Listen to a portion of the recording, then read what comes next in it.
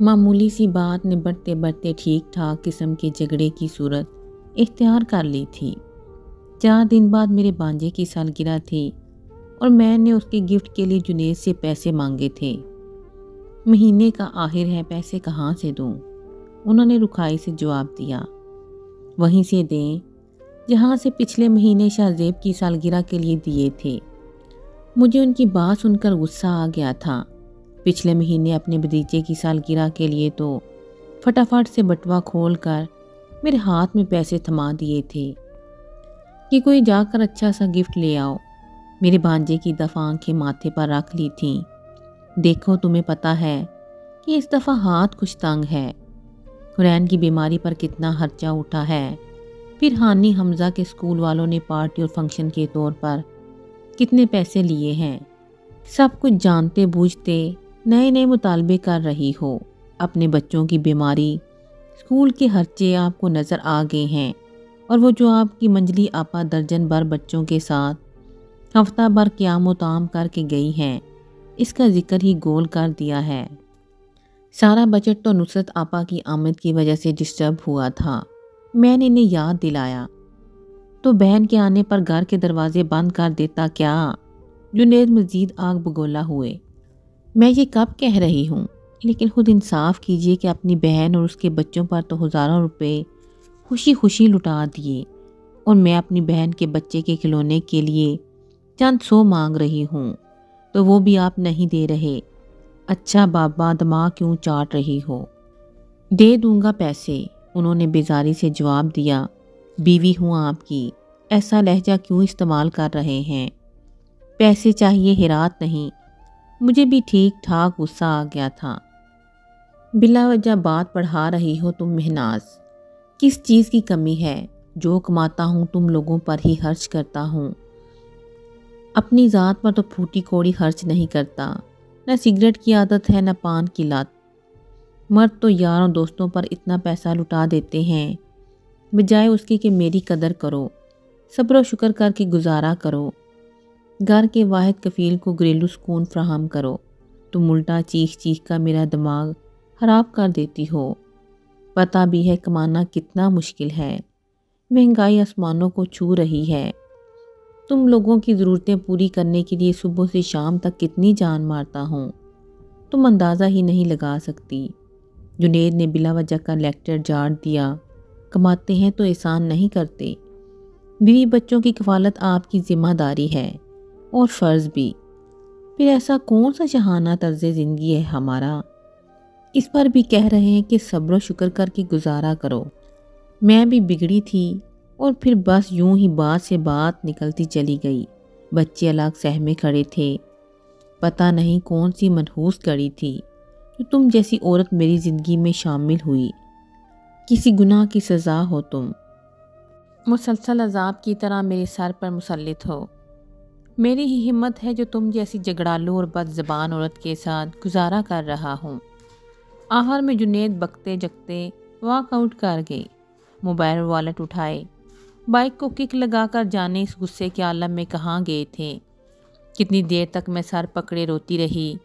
ایک ذرا سی بات کو بنیاد بنا کر کتنا فساد برپا کر گئے تھے۔ اس بندے کے لیے، اس کے گھر، اس کے بچوں کے لیے زندگی وقف کر کے رکھ دی تھی میں نے۔ سسرال والے آتے تو ان کی خاطر مدارت آؤ بکت میں کوئی کسر نہ چھوڑتی۔ اپنی ہستی ہی مٹا رکھی تھی میں نے۔ اپنی ذات پر کوئی خرچہ کرنا بھی چاہتی تو اگلے اور پھر اس سے اگلے مہینے پر ٹال دیتی۔ پرسوں ہی بازار سے مجھے اپنی پرانی کلاس فیلو ملی، بلکہ وہ کیا ملی، میں نے ہی اسے پہچان کر اس کے پاس پہنچی تھی۔ وہ تو ایک نظر میں بھی مجھے پہچان نہ پائی۔ اف اللہ، مہناز کیا حال بنا لیا تم نے اپنا۔ کالج کی خوبصورت ترین لڑکیوں میں سے ایک تھی تم، اور اب تو اپنی عمر سے 10 سال بڑی لگ رہی ہو۔ نصرت صدا کی منہ پھٹ تھی۔ میں شرمندہ ہو کر رہ گئی۔ کیا بتاتی کہ شادی شدہ زندگی کی ذمہ داریوں نے میری خوبصورتی کو ماضی کا قصہ بنا دیا ہے۔ ہر آڑے وقت میں، ہر مشکل گھڑی میں، جس صبر و شکر کے ساتھ میں نے جنید کے ساتھ زندگی بتائی، بجائے اس کے کہ وہ اس بات کا اعتراف کریں، مجھے کسی گناہ کی سزا اور عذاب مسلسل قرار دے دیا۔ روتے روتے میری ہچکی بند گئی۔ حرین نے مجھے پانی کا گلاس لا کر تھمایا تو مجھے اپنی 6 سالہ بیٹی پر بہت پیار آیا اور افسوس بھی ہوا۔ ہم میاں بیوی میں تو کیا کسی بات پر اتفاق ہو نہ ہو، یہ اتفاق رائے ضرور تھا کہ اپنی لڑائی جھگڑے بیڈ روم تک محدود رکھیں گے اور بچوں کو کسی بھی جھگڑے کی بنک نہ پڑنے دیں گے۔ جنید کہتے تھے کہ ماں باپ کے جھگڑوں کی وجہ سے بچوں کی نفسیات پر برے اثرات مرتب ہوتے ہیں، اور مجھے اس کی بات سے پورا اتفاق تھا۔ لیکن آج نہ جانے کیوں ہم دونوں میاں بیوی اپنی کہی ہی بات بھول گئے تھے۔ دونوں ہی نے بچوں کے سامنے دل کھول کر جی کی بڑاس نکالی تھی۔ پاپا گندے ہیں، آپ سے اتنا سارا لڑ کر گئے ہیں۔ حرین روحانی سی ہو گئی۔ مجھے دھچکا لگا، وہ جنید کی لاڈلی بیٹی تھی۔ بیٹوں کی نسبت جنید اکلوتی بیٹی پر جان چھڑکتے تھے۔ ان کے منہ سے باپ کے لیے منفی رائے سن کر مجھے افسوس ہوا۔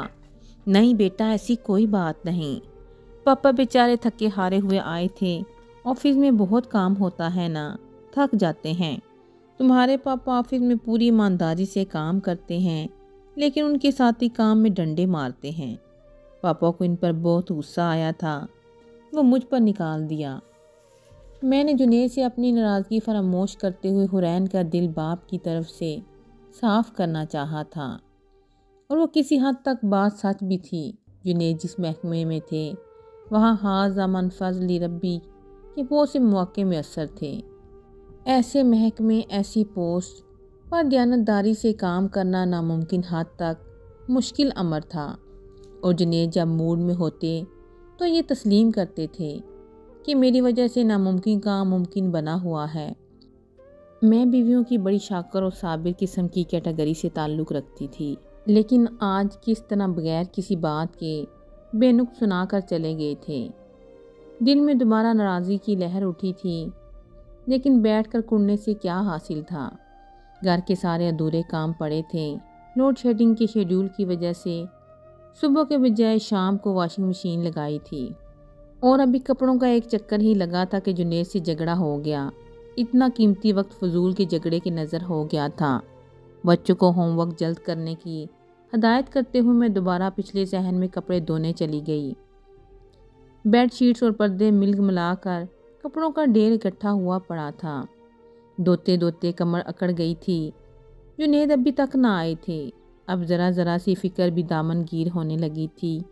موبائل اٹھا کر ان کا نمبر ملانا چاہا تو پتہ چلا بیلنس مکا پڑا ہے۔ ٹھنڈی سانس بھر کر کچن کا رخ کیا۔ اکثر گھروں میں کھانا دوپہر کو بنتا ہے، لیکن جنید تازہ سالن شوق سے کھاتے تھے اور لنچ وہ آفس میں کرتے تھے۔ سو میں شام کو ان کے آفس سے واپسی کے بعد تازہ سالن پکاتی تھی۔ بچ جاتا تو اگلے دن لنچ باکس بنا کر آفس کے لیے ساتھ کر دیتی، ورنہ وہ آفس کینٹین سے کچھ بھی سستا سا لے کے کھا لیتے۔ سچ تو یہ تھا کہ جنید بھی مردوں کی صابر و شاکر نسل سے تعلق رکھتے تھے، ورنہ عموماً مرد کتنے چٹورے ہوتے ہیں، دوستوں میں کھا پی کر گھر کا رخ کرنے والے۔ لیکن جنید چاہے کچھ باہر سے لاتے یا گھر میں اچھا سا پکواتے، بچوں کے بغیر کھانے کا تصور نہ کر سکتے تھے۔ آج میں نے ان کی فرمائش پر اچار گوشت بنایا تھا، لیکن اللہ جانے اتنی دیر کہاں لگا دی تھی۔ جیسے جیسے وقت بڑھتا جا رہا تھا، میرے دل میں ان کے لیے غصہ کم اور پریشانی میں اضافہ ہوتا جا رہا تھا۔ بچوں کو بھوک لگی تھی، سو ان کو کھانا کھلا دیا، خود عشاء کی نماز کے لیے کھڑی ہو گئی۔ اتنے میں جنید کی بائک کا ہارن سنائی دیا۔ نیت کے دوران ہی میرے دل نے سکون کا سانس لیا۔ ہانی نے بھاگ کر دروازہ کھول دیا تھا۔ بابا، یہ گفٹ پیک کیسا ہے؟ وہ اندر آئے تو حمزہ اور حرین نے اشتیاق سے پوچھا۔ میں نے بھی سلام پھیر کر ان کی طرف دیکھا۔ وہ گفٹ پیک حرین کو تھما رہے تھے۔ جاؤ بیٹا، یہ احتیاط سے اندر میری رائٹنگ ٹیبل پر رکھ آؤ۔ 4 دن بعد سنی کی برتھ ڈے ہے، اس میں ہم سب مل کر یہ گفٹ دیں گے۔ لیکن بابا، اس میں ہے کیا؟ ہانی کا تجسس ختم نہ ہو رہا تھا۔ بیٹا، ریموٹ کنٹرول والی گاڑی ہے، بالکل ایسی جیسی آپ کے پاس ہے، انہوں نے پیار سے جواب دیا۔ ہانی نے مطمئن ہو کر اس بات میں گردن ہلا دی۔ اب ہاتھ منہ دھو لیں، بس وطر رہتے ہیں، پھر میں کھانا لگاتی ہوں۔ میں نے جنید کو مخاطب کیا۔ ہاں ہاں آرام سے پڑھ لو، انہوں نے بھی نارمل انداز میں جواب دیا۔ لگتا ہی نہ تھا کہ سر شام لڑ جگڑ کر وہ گھر سے گئے تھے۔ نماز پڑھ کر میں کچن میں گئی، پیچھے پیچھے جنید بھی اندر آ گئے۔ اندر بچے ٹی وی دیکھ رہے ہیں، کھانا یہیں دے دو، تم نے بھی نہیں کھایا ہوگا نا، وہ نرمی سے پوچھ رہے تھے۔ آج تک رات کا کھانا آپ کے بغیر کھایا ہے؟ میں نے الٹا سوال کیا۔ وہ جواباً مسکرا دیے تھے۔ سنی کے لیے گفٹ لے آیا ہوں، پیک اسی لیے کروا لیا کہ اپنے بچوں کا جی نہ للچائے۔ اچھا کیا، میں نے تائید کی۔ ویسے سچی بات تو یہ ہے، دوسروں کے بچوں کے لیے پیسے خرچ کرتے ہوئے جی تھوڑا سا دکھتا ہے۔ پچھلے مہینے اتنا مہنگا کھلونا شاہزیب کو دلا دیا، اب سنی کو گفٹ دے رہے ہیں۔ ہمارے بچوں کو کتنے مہینوں سے کوئی نیا کھلونا نصیب نہیں ہوا، وہ آرزودہ سے ہو رہے تھے۔ مجبوری ہے جنید، سماجی تعلقات بھی نبھانے پڑتے ہیں، اور 2-4 مہینوں تک کچھ بچت ہوگی تو ہانی حمزہ کی برتھ ڈے سیلیبریٹ کر لیں گے، ڈھیر سارے کھلونے آ جائیں گے۔ میں نے تجویز پیش کی، اور ڈھیر سارا خرچہ بھی تو ہو جائے گا نا۔ آج کل تو سالگرہ کی تقریب میں لوگ ایسے بے دریغ پیسہ لٹاتے ہیں کہ شادی کی تقریب کا گمان ہونے لگتا ہے۔ جنید بھی سچ ہی کہہ رہے تھے۔ اچھا چھوڑیں کن باتوں میں لگ گئے، کھانا کھائیں اور بتائیں کیسا بنا ہے چار گوشت۔ میں نے ان کی توجہ کھانے کی جانب دلوائی، وہ واقعی باتیں چھوڑ کر رغبت سے کھانا کھانے لگے تھے۔ کھانے کے بعد وہ بیڈ روم میں چلے گئے۔ میں نے کچن سمیٹ کر بچوں کا ٹی وی زبردستی بند کروایا اور ان کے بیڈ روم میں سلانے لے گئی۔ کمر میں آج شدید درد ہو رہا تھا۔ ابھی جنید کے آفس کے کپڑے، بچوں کے یونیفارم پریس کرنا باقی تھے، لیکن میرے شہزادے کہانی سنے بغیر جان نہ چھوڑتے تھے۔ کہانی سنتے سنتے ہی بچوں کی آنکھ نیند سے بند ہونے لگی تھی۔ بچپن بھی کتنا بے فکری کا دور ہوتا ہے۔ میں نے بچوں پر لحاف ڈال کر 0 پاور کا بلب آن کر کے دھیرے سے ان کے پاس سے چلی آئی۔ اسی سال بچوں کا بیڈ روم الگ کیا تھا۔ سچی بات تو یہ ہے کہ شروع میں مجھے بچوں کے بغیر نیند ہی نہ آتی تھی۔ رات میں کتنی دفعہ اٹھ اٹھ کر ان کے کمرے میں جھانکتی، لیکن آہستہ آہستہ عادت پڑ گئی تھی۔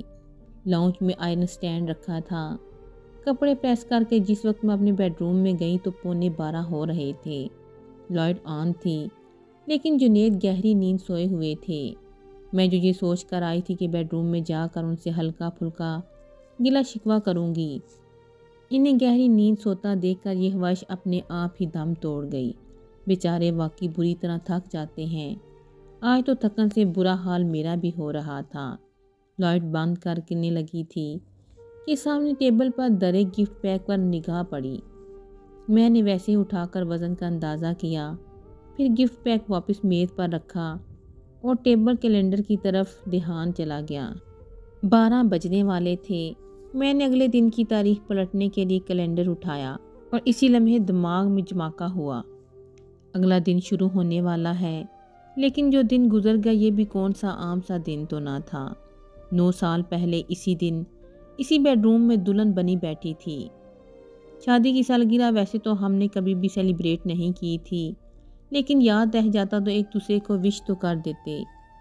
لیکن اس بار تو جنید کو یہ تاریخ یاد نہ رہ پائی تھی، نہ مجھے۔ ہائے زندگی کے جمیلے۔ میں لائٹ آف کر کے جنید کے پہلو میں آ کر لیٹ گئی۔ ذہن کے پردے پر 9 سال پہلے کے مناظر فلم کی طرح چلنے لگے تھے۔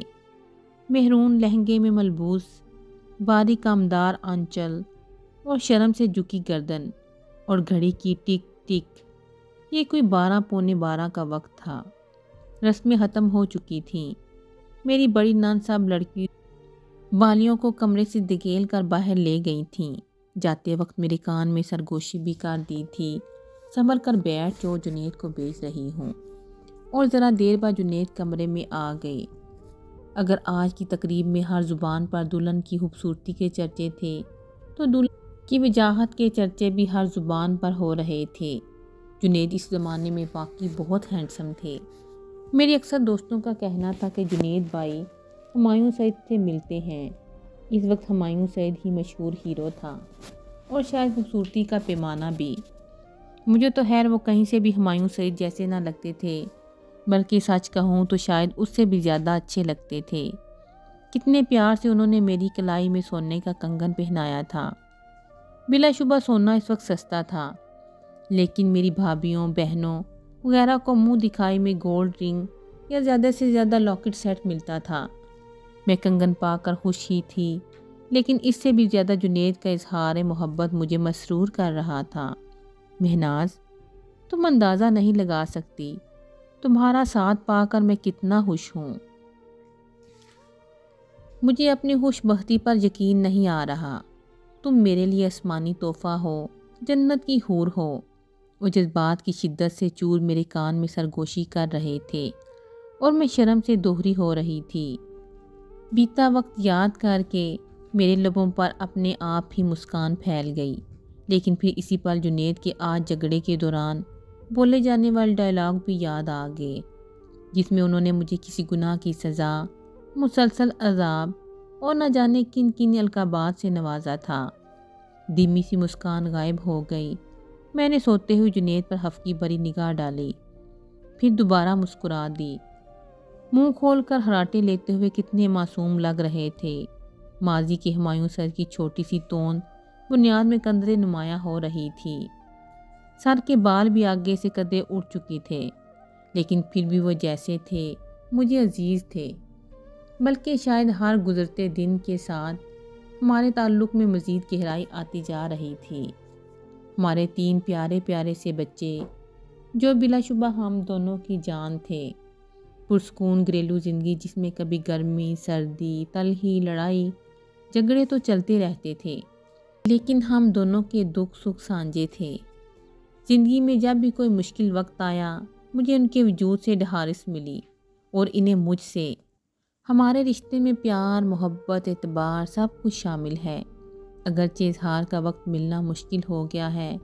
انہوں نے جو آج مجھے کسی گناہ کی سزا کہا تو کوئی تھوڑی دل سے کہا، بس ایویں غصے میں جذبات کے اظہار پر قابو نہ رکھ پائے، جیسے کبھی جذبات کی شدت سے مغلوب ہو کر مجھے جنت کی حور بنا دیا تھا۔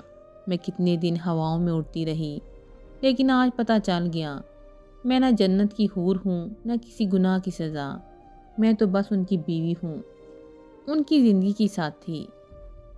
ہم دونوں ایک دوسرے کے بغیر بالکل ادھورے اور نامکمل تھے۔ میں نے جنید کی طرف بہت محبت سے دیکھا تھا، پھر ان کا شانہ پکڑ کر ہلایا۔ 2-3 بار ہلانے کے بعد انہوں نے مندی مندی آنکھیں کھول کر سوالیہ نگاہوں سے مجھے دیکھا۔ Happy wedding anniversary Junaid. میں نے مسکرا کر انہیں وش کیا۔ اچھا ہاں، میں بھول گیا تھا، تمہیں بھی مبارک ہو جانو۔ انہوں نے آنکھیں کھول کر مبارکباد دی اور پھر دوبارہ انہیں نیند کا غوطہ آ گیا۔ میں نے بھی مسکرا کر دوسری طرف کروٹ لے لی۔ واشنگ مشین لگانے کی وجہ سے جسم کا جوڑ جوڑ دکھ رہا تھا۔ نیند سے میری بھی آنکھیں بند ہو رہی تھیں۔ میں جانتی تھی کہ کچھ لمحوں بعد کمرے میں جنید کی زوردار ہراٹوں کے ساتھ میری بھی مدھم ہراٹیاں گونج رہی ہوں گی۔